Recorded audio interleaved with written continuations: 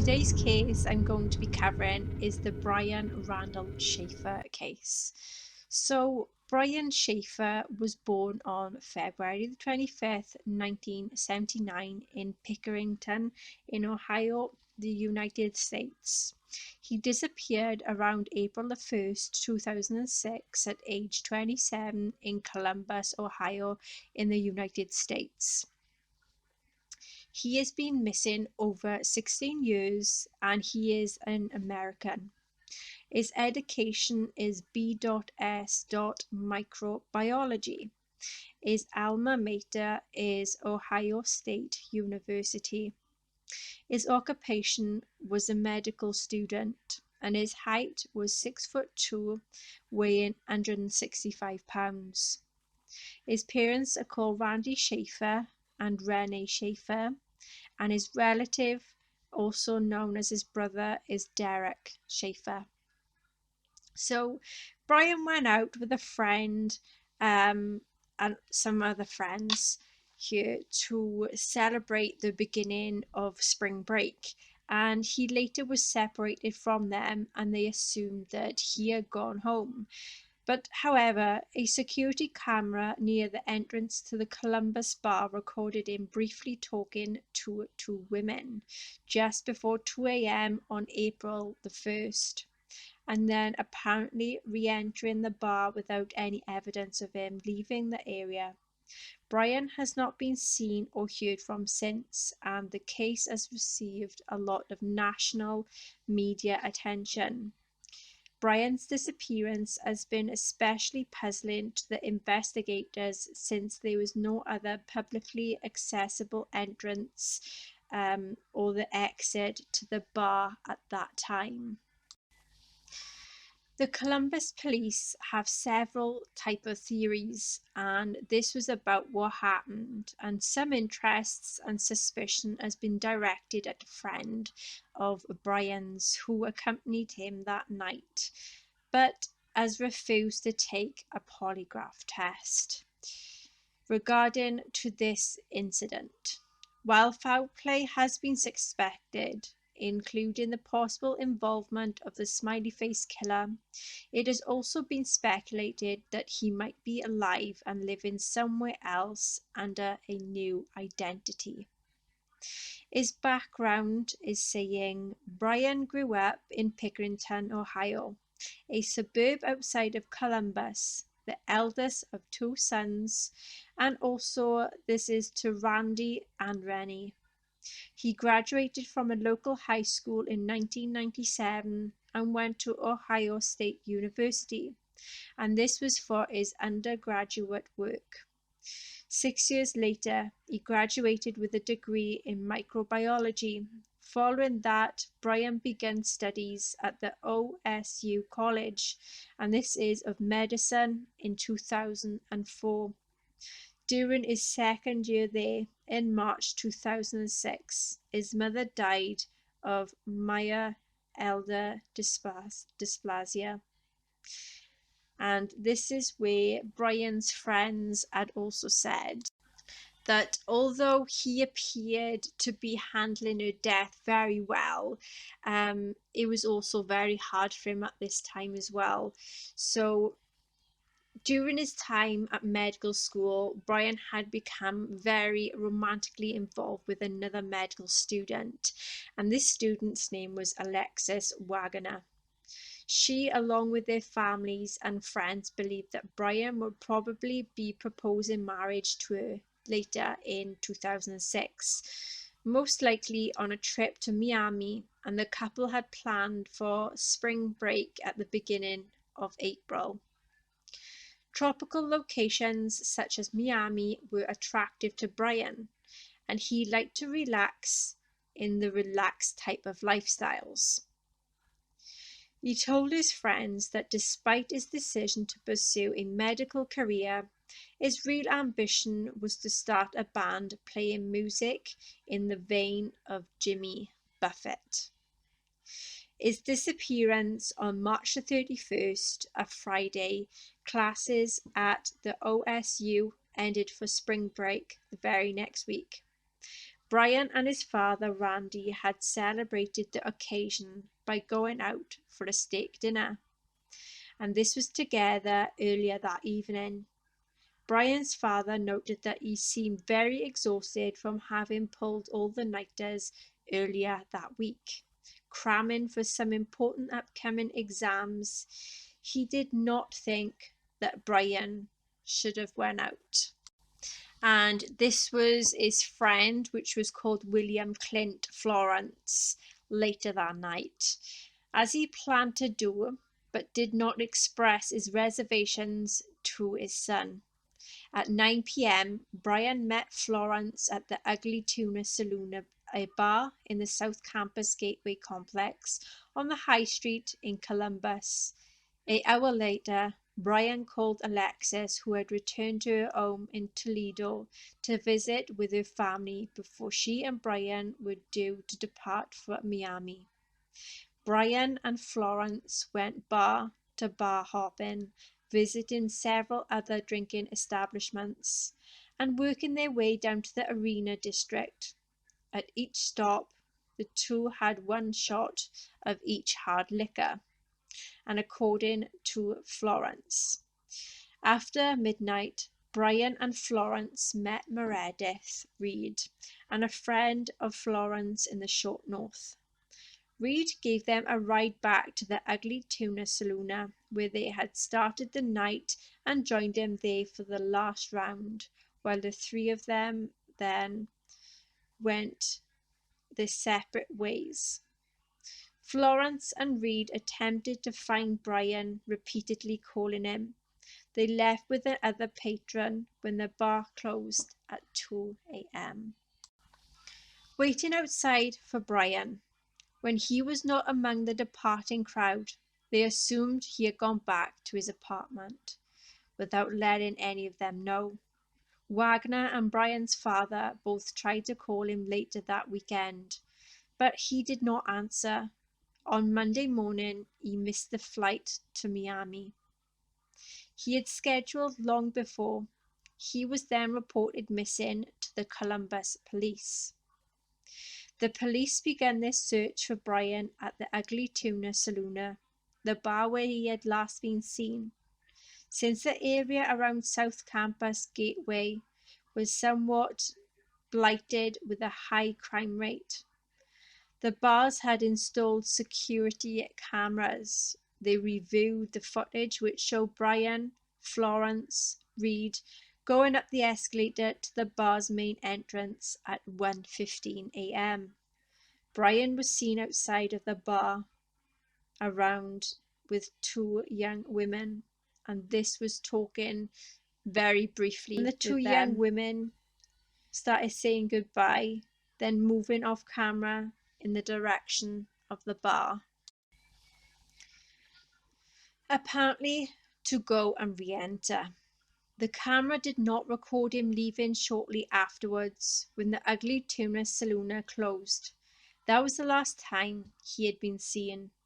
It was possible investigators realized that Brian could have changed his clothes in the bar or put on a hat and kept his head down, hiding his face from the camera. The cameras might also have missed Brian.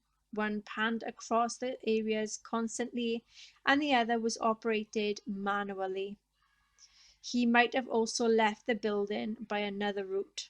However, the buildings only had another exit, a service door, not generally used by the public, opened at the time onto the construction site that the officers believed would have been difficult to walk through while sober, much less intoxicated as Brian likely was at this time. Since Columbus has the most security cameras of any city in Ohio, more than Cleveland, Cincinnati, and Toledo combined, officers next looked to this footage from other bars to see if the cameras there could explain how Brian had left that night. However, footage from a camera at three other nearby bars showed no trace of him.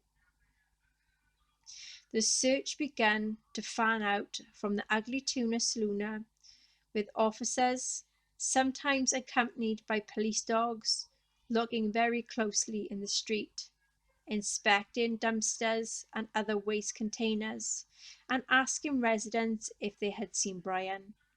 Flyers bearing his picture, showing a tattoo of his upper right arm of a stick figure logo from the cover artwork for the single of Alive by Pearl Jam, one of his favourite bands, and noting distinctive fleck in one of his irises, were posted widely.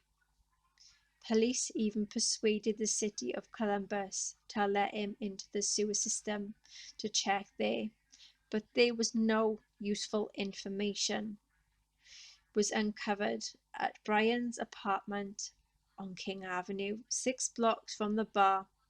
His car was still parked outside. Inside, nothing appeared amiss.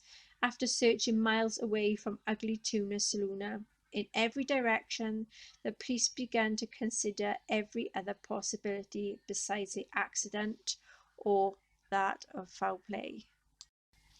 Since Brian's mother recently died, it was speculated that he had gone away temporarily to grieve in solitude. Yet his disappearance proved permanent. No evident reasons appeared for him voluntarily disappearing. Those who had seen Brian that evening, including his father, were asked to take a lie detector. He and Reed passed theirs, as did reportedly all the others, while Florence refused. The two women Brian was last seen talking to were later identified. They said in 2009 they have never been asked to take one themselves. Wagner called Brian's phone every evening before going to bed for a very long time after the disappearance. Usually it went to voicemail, but one night in September it actually rang 3 times. I kept calling it to hear it purely because it was one of the best sounds I have ever heard, even if no one ever picked up, she wrote on her MySpace page. Brian's wireless provider said that Wagner, what she had heard, may have been due to the computer glitch, and this was from the phone that they had detected. And this had been at the cell tower in the Hilliard, 14 miles northwest of Columbus. The police received many tips, none of which had resulted in any breakthroughs in this case. At a Pearl Jam concert later that year in Cincinnati, the lead singer Eddie Vedder took time. This was between his songs to ask for tips in those of Brian's disappearance, but none of those were any use either. Possible sightings in Michigan, Texas, and even Sweden were even investigated. Randy, Brian's father, who had recently suffered the death of his wife, continued the search for his son on his own. A psychic had then consulted and told him that Brian's body was in water near a bridge pier. He and Derek, Brian Younger's brother, along with some of the citizens who had become interested in this case, bought waders and spent much of their free time along the shores of the Olentangy River, which flows through Columbus adjacent to the OSU campus, searching in vain for the body near the bridges.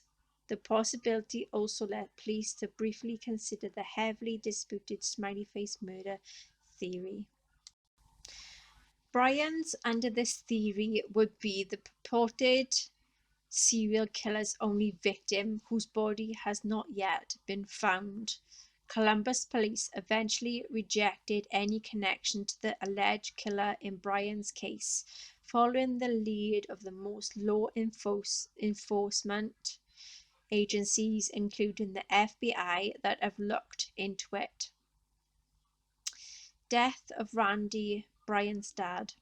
In September 2008, during a heavy windstorm, Randy was out in the yard of his Baltimore home, clearing all the debris.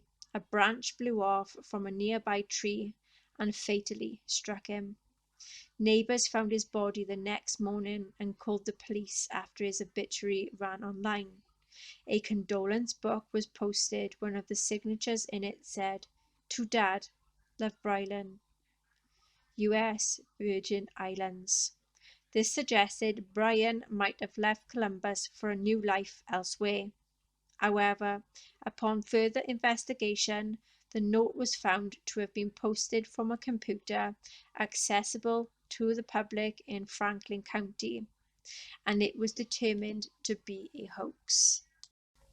Shortly after Randy's death, Neil Rosenberg, attorney for Florence, wrote to Don Corbett, a private investigator who had volunteered his time to help the Shaffer family, to find Brian regarded his client's ongoing refusal to take a lie detector test.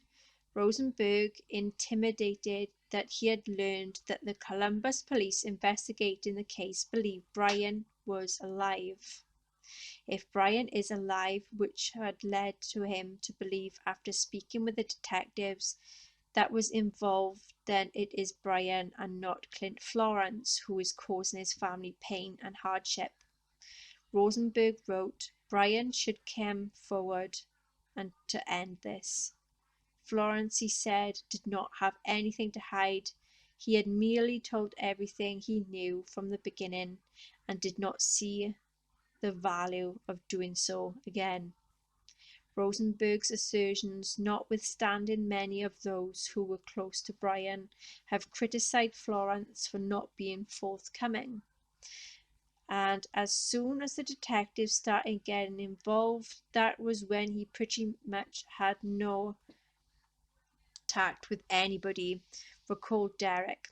I've always thought that he definitely knows something, just won't come forward with it.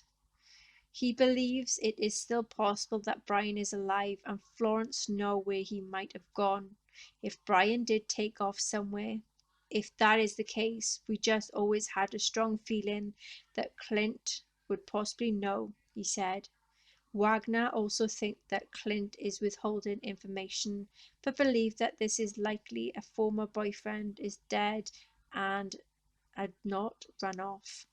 I can't imagine he would have just done that, she said. In 2014, Columbus police said that they were still receiving at least 2 tips a month on this case via the local Crime Stoppers hotline, though none had proven useful. The evidence in this case filled 4 boxes of files. One of the original investigators, Andre Edwards, told Columbus Monthly that after an extensive review of the camera footage at the Ugly Tuna Saloon from the night Brian disappeared, which was intended to rule out the idea that he could have left in a disguise, and that he could say that with 100% certainty that Brian did not leave via the escalator. Police say that they have 3 theories about this case, but decline to discuss them, even generally with the magazine. In 2019, an image of an alleged American homeless man in Tijuana, Mexico, bearing a resemblance to Brian began circulating online.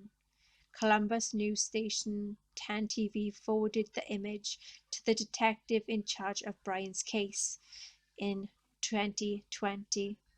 The detectives then sent the image to the FBI for facial recognition analysis, which ruled him out of the identity of the man. In March 2021, the Ohio Bureau of the Criminal Investigation released a age-progressed photo of what Brian might look like at the age 42. Between Brian's disappearance and his own death, Randy joined the families of another missing adults in Ohio in lobbying the state legislation to pass a bill establishing a statewide protocol for such cases. At the time that Brian had disappeared, it was left up to the individual department how to handle the cases. Some felt that they investigated into their relatives and that the disappearances had suffered as a result. By the time Randy died, the bill had become the law. When Brian disappeared, he was wearing a olive green short sleeve polo shirt over a white long sleeve shirt, blue jeans, white Adidas sneakers, and a yellow rubber cancer awareness bracelet. Brian is a white Caucasian male, light brown hair, hazel eyes, and he wears wire frame glasses. That is what I could find on the case of Brian Shaffer. So I decided to do some tarot cards and also some tea leaf reading cards here as well to see what happened, to see if I could get anything. Okay, so the questions I asked was what happened to Brian Randall Shaffer? Who was involved in the disappearance of her? Where is what is the final outcome to be for Brian Randall Shaffer's case? So number one, what happened then to Brian Randall Shaffer? And we had reverse 8 of Cups. He had walked from a situation that made him think, should I stay or shall I go? He may have been drifting from one place to another because he was not satisfied. Reverse World. There was a personal issue that needed closure. Could have been to do with a past relationship and wanted to move on. Reverse 3 of Swords. There was words that was being spoken and feeling of not being good enough for someone and wanting to let go of all hurt. There was some peace that was being spoken and some reasons of not apologizing or not having to say sorry. King of Cups. Brian was a gentle, emotional, shy guy and controlled his emotions and brought calmness to a situation. There was boundaries that was in place and he made a smart decision. 6 of Swords. He left someone and a situation and there was a tough decision and decided to leave everything behind and travelled over water or was in water. King Pentacles. Either Brian or another male had some wealth and abundance and confidence. They may be a father figure now or a business owner. Reverse 6 of Wands. There was a completed milestone that he did that he preferred to keep to himself for a while. He's uncomfortable with receiving public praise as he lacks confidence and is very nervous. Reverse Wheel of Fortune. There was feelings of luck turning bad and could not take back control of his life. Things had been out of control. There was the sense of hitting rock bottom. Who was involved in the disappearance of Brian Randall Shaffer? Reverse 10 of Swords. There was an ending that one was not ready to face up to. But the more they resisted something, the more painful things became. There was a fresh new start and still carrying burdens around, but kept them buried deep, and so they had dealt with it once and for all. Reverse 2 of Cups. There was a falling out or a breakup that was involved. Reverse Knight of Pentacles. There was a meeting or a scheduled routine and decided they needed to get out more. Hierophant. There was a situation involving a form of doctrines or religion or joining of something for further learning. Reverse King of Swords. Someone had used their power and used their charm to manipulate someone and also to take advantage. Strength. There was a confrontation that had a lot of determination to overcome any uncertainties, and there was some calmness. Someone had got underestimated. Reverse 4 of Cups. There was a withdrawal and shutting out loved ones. Where is Brian Randall Shaffer? We have Reverse Star. There's a loss of faith and struggling. There is also overwhelmness. Reverse 10 of Pentacles. There's a relationship or a job that was at risk and also never feeling satisfied. Reverse Queen of Pentacles. there's a female who was very focusing on nurturing and started a business and tried putting themselves first for a change. Empress, there's a female who's nurturing and living life of luxury, is around a beach, lake, forest or mountain, and may be pregnant or was. Ten of Swords, there was an ending or a death. What is the final outcome to be for Brian Randall Shaffer? Reverse Knight of Pentacles. There is to be a form of a schedule or a routine that was involved. Reverse King of Swords. There's a male that was involved that had manipulated and persuaded someone. Also, they had been very smart and they took advantage of someone. Reverse Two of Cups. There is to be a reveal of a falling out or of a breakup. Reverse Ten of Pentacles. There is to be a reveal of a relationship or a job that was at risk.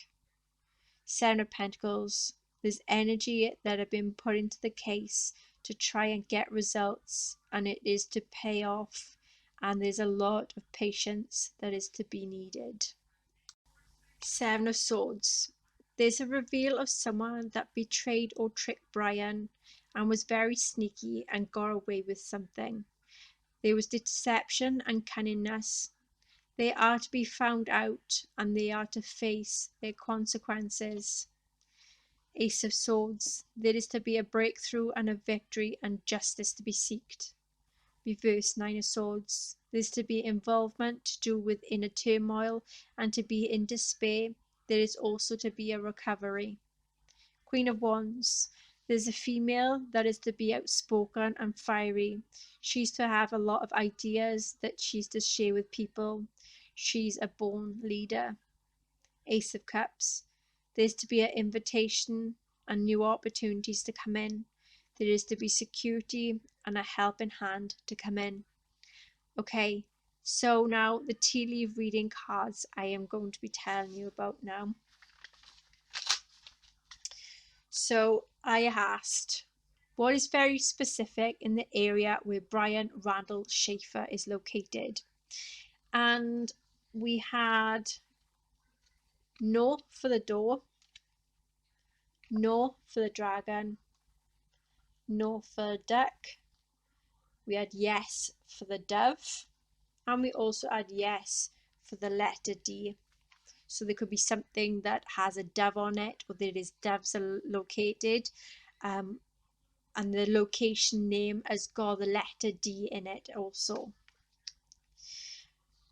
We then had the cross, so there's something with a cross on there.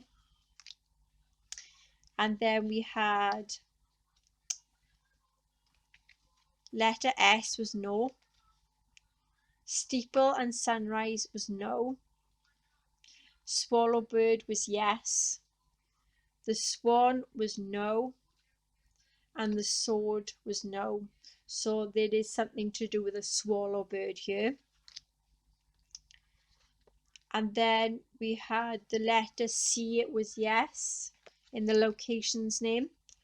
We had no for candle, no for car, no for castle, and no for cat, but yes for letter C. So we have in the area that's very, very specific, there is a dove or something with a dove on it, or the name dove. We have the letter D that is in the location name. We have a cross there, or the name of a cross. We then have a swallow bird, a picture, image, symbol, a name. And then we had the letter C also as well, that is very, very significant in the area. Legend, tarot and tea leaf reading. So this is the case of Brian Randall Shaffer. If you all enjoy my content, please like, share, subscribe and hit that notification bell. Until next time, take care. Bye bye.